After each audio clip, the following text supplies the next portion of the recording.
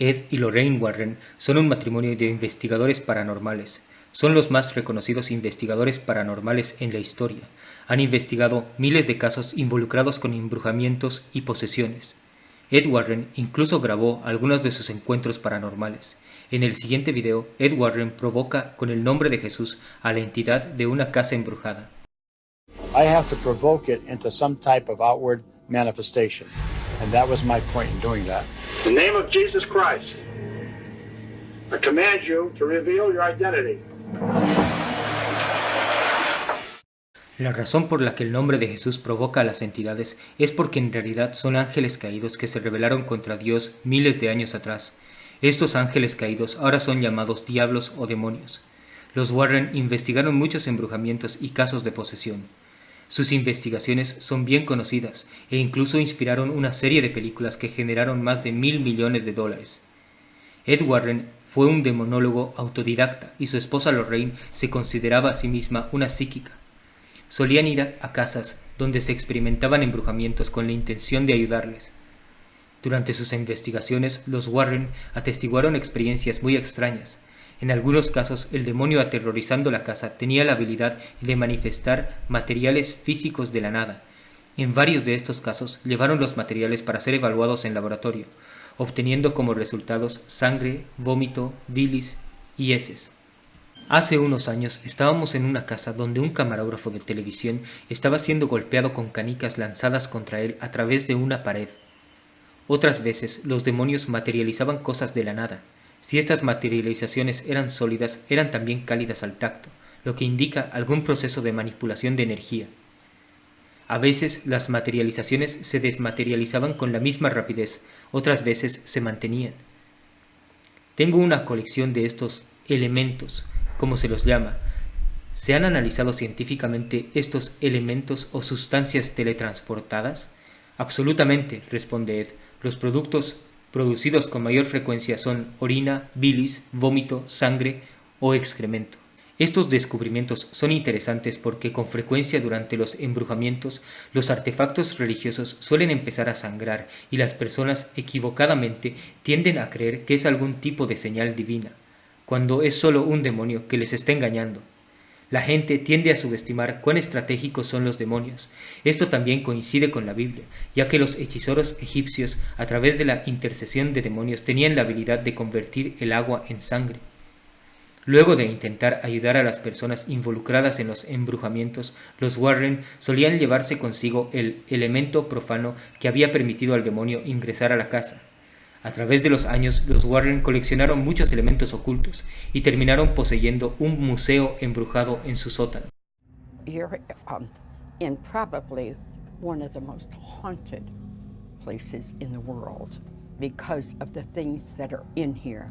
Everything in here has been taken from some place where people were either killed or maimed or so many ways. So it's tragic for me, you know, to even go in. People are very, very interested in the museum.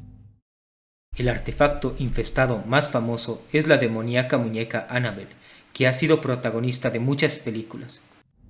This is the worst thing in here. It's that doll. I'm not gonna stare at it though.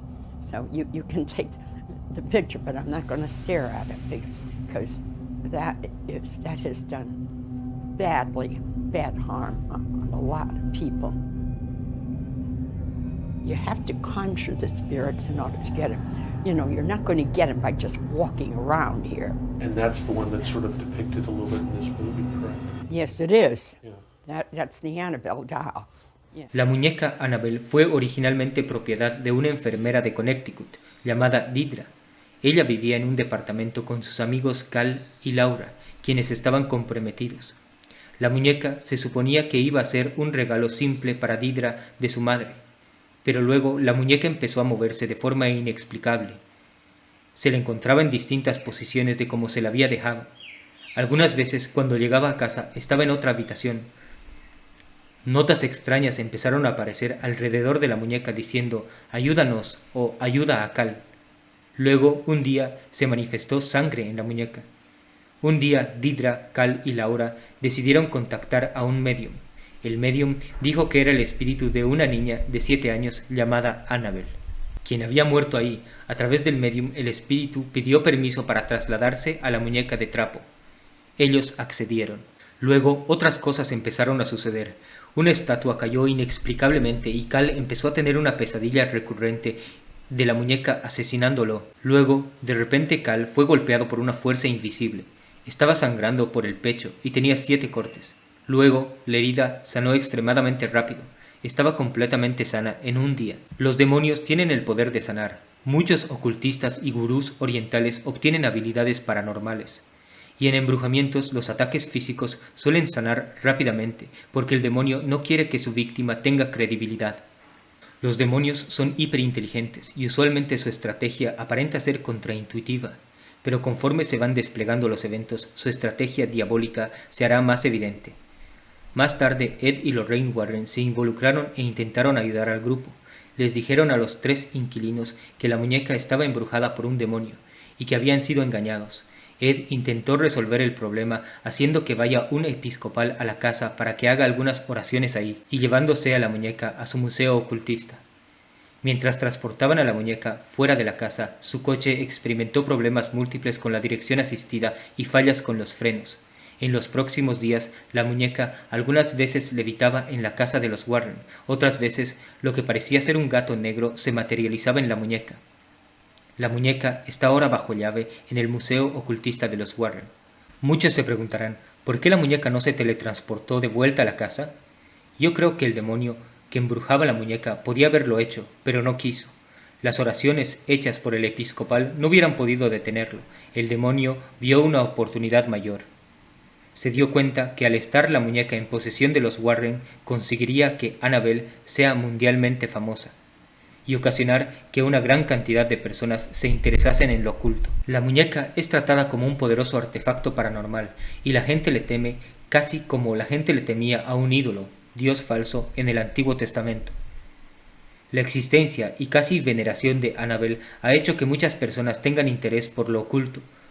La organización paranormal que Ed Warren empezó incluso hace eventos en los que las personas pueden comprar boletos para ver a la muñeca demoníaca. A pesar de que Lorraine Warren fue una psíquica practicante y Ed Warren coleccionó artefactos infestados, ambos reclaman ser católicos. Ser psíquico es contrario a las enseñanzas católicas y bíblicas. Esto se debe a que los psíquicos obtienen su poder de demonios. Lorraine sabía que las cosas que ella y su marido hacían eran contrarias a la enseñanza católica, y básicamente lo admitió en una entrevista. Then, as I began going in these homes with my husband and growing up as he did in a Catholic family with our Catholic faith, I felt that what I was doing and what I was feeling was almost against our religion. And it was difficult for me. It was very difficult. Los Warren también persuadieron a las personas a que se involucren en el ocultismo, instándoles a que obtengan asistencia de médiums psíquicos en caso que experimentasen actividad paranormal. La siguiente pregunta está publicada en su libro El Demonólogo. Si una persona sospecha que tiene un fantasma en su casa y no quiere formar parte de él, ¿cuál sería el procedimiento a seguir? Si no es religioso, póngase en contacto con una organización de investigación psíquica de buena reputación, que pueda recomendar un clarividente a su caso y que haga que el espíritu siga su camino. También han dicho que las sesiones espirituales deben realizarse durante el día. Esto es completamente contrario a la enseñanza católica. La gente nunca debería asistir con psíquicos y las sesiones espirituales no se deberían realizar nunca. Además, los supuestos fantasmas merodeando alrededor de las casas de las personas no son los espíritus de gente muerta, en realidad son demonios disfrazados para confundir a la humanidad. A pesar de que Ed Warren reclamaba ser católico, en realidad practicaba brujería. En una ocasión investigó una casa en la que un hombre estuvo usando un espejo de conjuros. Esto causó que su casa quede severamente hechizada. Ed encaró el problema supuestamente revirtiendo el ritual y apuñalando al diablo con su propio tridente. En otra investigación sobre un niño poseído llamado David Glastel, cuya crónica está escrita en el libro El Diablo en Connecticut, Ed realizó un ritual que supuestamente iba a invocar el demonio que acechaba la casa. El libro usa lenguaje engañoso para que las personas que no leen cuidadosamente no reconozcan lo que realmente hizo. Cito: yo, Ed, sabía lo que tenía que hacer. La entidad demoníaca tenía que ser atada. Mi intención, por tanto, de invocar a la principal entidad hacia mí, en el nombre de Dios, por supuesto, y atarla a una ley mística que debía obedecer. Habiendo comandado a la entidad que aparezca, usando los pasos descritos en un manual religioso arcano, Ed sintió que la habitación se puso excepcionalmente fría. El libro implica que este, entre comillas, manual arcano debió haber sido algún tipo de ritual católico de exorcismo, pero este no es el caso. Esto es definitivamente un tipo de brujería. Es por eso que fue realizado en el horario de hechizos entre las 2 y 3 de la mañana. Muchos consideran que estas horas son las más poderosas para la brujería. Cito: allí solo entre las 2 y las 3 a.m. Ed Warren recibió la visitación de una muy alta y profunda orden. Pero cuando Ed invocó al demonio, este era mucho más poderoso que cualquier otra cosa con que se haya encontrado antes. Era una masa negra de alquitrán pulsante, de 2 metros de alto. Su cuerpo era brilloso y palpitante. Atarlo era imposible. Si hubiera empezado, me hubiera matado. Retrocedí de la cosa alejándome, y la liberé por el comando mediante el cual la había invocado. Ed Warren era un ocultista que practicaba brujería. A pesar que Satanás no puede expulsar a Satanás, los rituales oscuros pueden silenciar demonios, porque Satanás les ordena a sus esbirros que sean latentes en caso que un rito oculto sea realizado. Al hacer esto, el diablo incentiva a las personas a practicar el ocultismo, al liberarse ellos mismos de actividad demoníaca abierta. A pesar que él vio la realidad y el poder del demonio y que reclamó haber tenido cierta afinidad con el famoso sacerdote católico Padre Pío, Ed Warren rechazó la enseñanza de Cristo de que el infierno es real y que Dios envía a las personas allí. ¿Crees en el infierno como un lugar de fuego y azufre? No, Ed responde. No creo en un infierno de fuego, aunque a través de los posesos he escuchado a espíritus demoníacos gemir sobre un infierno fuego. No puedo por un momento creer que un Dios todo bondadoso creara un horror tan incomprensible como el infierno. Aunque los Warren no eran católicos, ya que abiertamente rechazaban las enseñanzas de la Iglesia y a menudo atendían disturbios demoníacos por métodos prohibidos, consiguieron que muchas personas se percaten de que el mundo espiritual existe. Ellos viajaban alrededor del país dando charlas sobre casos paranormales que habían investigado.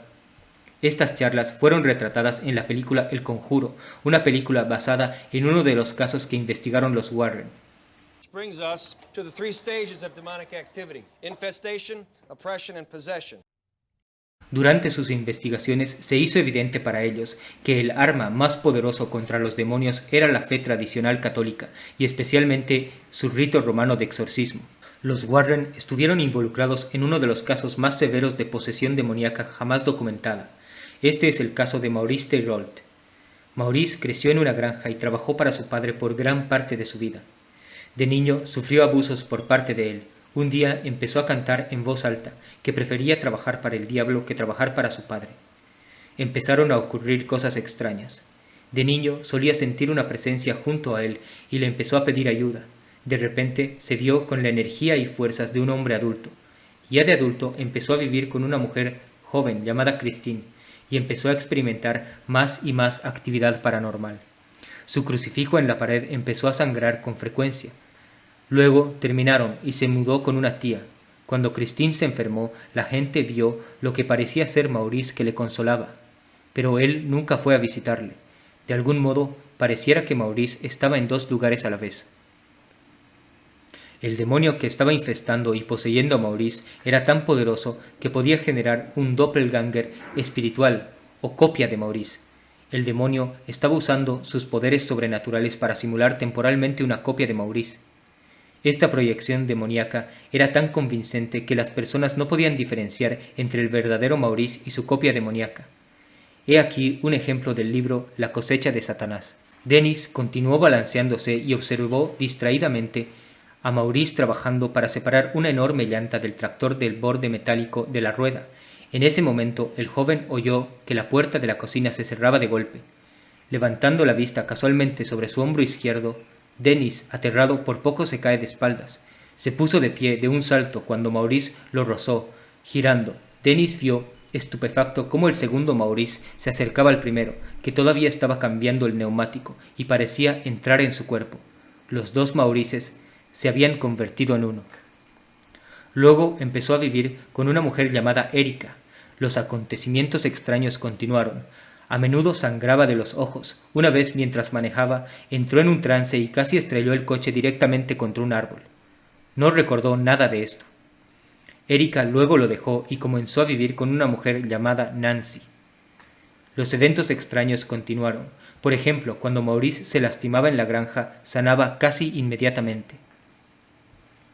De repente perdió el control sobre la sierra y el mango se le escapó de las manos. La cuchilla cortó directamente la bota de trabajo y se detuvo en medio del camino. Sangre roja oscura comenzó a brotar a través del agujero donde la cuchilla había atravesado la bota, pero por alguna razón Maurice no sintió ningún dolor. «No me corté», dijo en voz alta, «no me corté», siguió repitiendo la frase mientras caminaba lentamente de regreso a la granja. «No me corté, continuó, cantando mientras caminaba, dejando un rastro de sangre detrás de él. Cuando llegó a la casa, se sentó en los escalones de ladrillo y se quitó la bota ensangrentada. Cuando se quitó el calcetín, que también goteaba sangre, Maurice vio que su pie no sangraba en absoluto, ni siquiera vio una herida. Debería haberse horrorizado, pero no estaba sorprendido. Finalmente Nancy llamó a alguien conocido como el padre Beardsley. Este padre, al ser débil y hereje, no sabía cómo manejarlo, así que llamó a los Warren porque poseía una copia del libro El Demonólogo. Los Warren intentaron hacer que la secta del Vaticano haga un exorcismo, pero se encontraron con un sinnúmero de excusas y rechazos. La Iglesia del Vaticano incluso hizo que Maurice sea examinado por un psiquiatra ateo. Cito. Finalmente Ed interrumpió impacientemente. «Mira», dijo, con el rostro enrojecido, «vinimos aquí para ayudar por las cosas que han estado sucediendo en la casa de Maurice». «Bien», respondió el doctor, «me temo que no creo en ninguna de esas cosas». «¿Te consideras católico?», dijo Ed. «No estoy aquí para discutir mis creencias personales contigo». Fin de cita. Ed Warren luego quedó atormentado con Maurice. De retorno a casa, una imagen de una cruz se manifestó en el cuerpo de Maurice. Todos se subieron al auto y se alejaron rápidamente. La gravilla salía volando detrás de los neumáticos, pero cuando se acercaban a la empinada carretera que discurre entre la iglesia de San Pablo y la rectoría, Maurice gritó: «¡Ah! ¡Mi espalda! ¡Mi espalda!». Estaba gimiendo de dolor. «Maurice, cariño, ¿qué es?», preguntó Nancy. Ed pisó los frenos, corrió alrededor del auto y abrió la puerta trasera. «Ayúdame a quitarle la camisa», le indicó a Nancy, mientras los dos luchaban por quitarle su camisa de cuadros en el aire frío de marzo. El auto quedó en silencio. Allí, a través de los omóplatos de Maurice, había una enorme cruz que parecía haber sido quemada en su carne. Eventualmente, mientras el fenómeno continuaba creciendo, Ed decidió llamar a un hombre llamado Obispo McKenna. McKenna era un obispo válidamente ordenado que había rechazado la herética Novus Ordo. McKenna accedió a realizar el exorcismo. El exorcismo fue documentado en video. And the exorcism will be the first ever recorded on videotape. A tape that shows Maurice's face changing from this to this as the bishop chanted to cast out the devil. Nancy Theria was present throughout the exorcism. When they were doing the exorcism on him, when he turned his head, I saw his face change. I saw the satanic look on his face. As the video shows, far more was about to change on Theria's face than its expression. As Bishop McKenna chants, Theria's skin seems to bubble. A deep crack has opened on his forehead. Maurice, do you feel anything inside you? I see characteristics of his face look like they're becoming all crinkled, like burnt. There's a split on the left side of the head, which widens, opens up. The eyes, he blinks 3 times, which we consider an insult to the Trinity. The eyes look like a serpent. How many are you? All of a sudden, his eyes rolled up in his head, and his head went down, he collapsed, and within a few minutes, came to. The first thing he asked for was Nancy, his wife.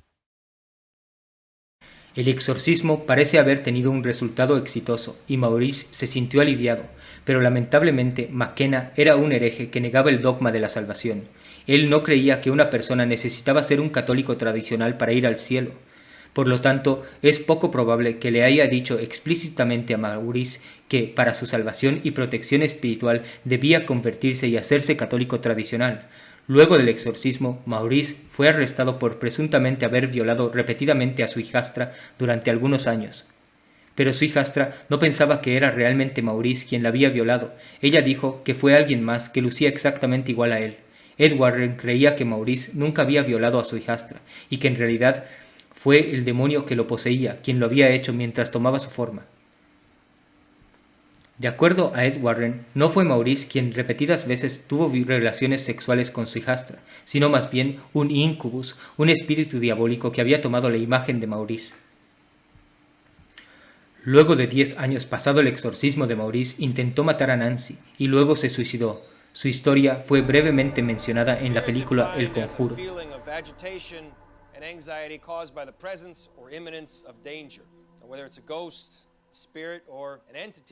They all feed on it.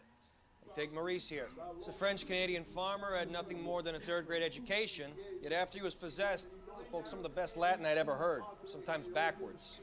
He'd been molested by his father, who had also tortured him repeatedly. The dark spirit made its home in this man. La historia de Maurice Thériault muestra el poder sobrenatural del rito romano. Muestra también que al obtener aliviación espiritual a través de un exorcismo, no se consigue un bien permanente si uno no se vuelca hacia Dios y se convierte a su única religión verdadera. No se trata de simplemente detener la actividad paranormal abierta. El propósito del demonio no es asustarte moviendo una silla de manera inexplicable. Su objetivo es llevar tu alma al infierno. Al final de cuentas, los Warren eran unos engañadores y falsos profetas. Esparcieron el falso mensaje de que lo que importa es la liberación espiritual en este mundo al detener los disturbios paranormales. Ellos no les decían a las personas de la necesidad de Jesucristo o de su fe católica tradicional. Ellos, en cambio, proferían la mentira de que cualquier cosa en que creas te habría de proteger. Well, how would one protect oneself at home? From evil spirit activity? Your beliefs in God. You know, whatever your beliefs in. El propósito de los demonios no es arruinar tu vida mundana, sino más bien el de llevar tu alma al infierno, donde te quemarás para siempre. Pero Ed no entendía esto debido a que rechazaba el infierno y la realidad de la condenación. El demonio mezcla la verdad con mentiras y utilizó a Ed y Lorraine Warren para convencer al mundo de que sí, los demonios son reales, pero no hay infierno y que cualquier religión puede ser utilizada como protección contra los demonios. La verdad es que los demonios son reales y el infierno también, y que dura para toda la eternidad. Solo la fe católica tradicional tiene verdadero poder sobre el diablo y sus demonios. Es por esto que, en casos severos de posesiones, el rito romano de exorcismo y su poder sobrenatural puede ser necesario. Si las personas quieren protegerse del diablo e influencias demoníacas, deben convertirse al catolicismo tradicional, rezar el Santo Rosario y dejar de cometer pecados mortales. Y si las personas experimentan actividad paranormal, deben ignorarla y no darle al demonio ninguna atención. Deben mantenerse enfocados en Dios y convertirse a su única religión verdadera. La aterrorizante verdad de que la misión de los demonios no es arruinar tu vida temporal, sino más bien llevar tu alma al infierno, está poderosamente transmitida en el libro El Diablo en Connecticut. David es un niño poseído que conversa con el demonio que le aflige. Escuche este extracto del libro. «David», dijo la voz claramente y dentro de la habitación. «Te estoy hablando a ti, David, contéstame», ordenó bruscamente. David gimió. «Te escucho». ¿Puedes verme? David, no. ¿Quieres verme? No. Lo que tú quieres es que yo me vaya, ¿no es así? Sí. Entonces yo me iré para siempre. Si tan solo tú me dieras una cosa que necesito, ¿me la darías? David vaciló. ¿Qué es lo que quieres que te dé? No me hagas preguntas, escoria. Solo responde ahora. ¿Me darás lo que yo quiero?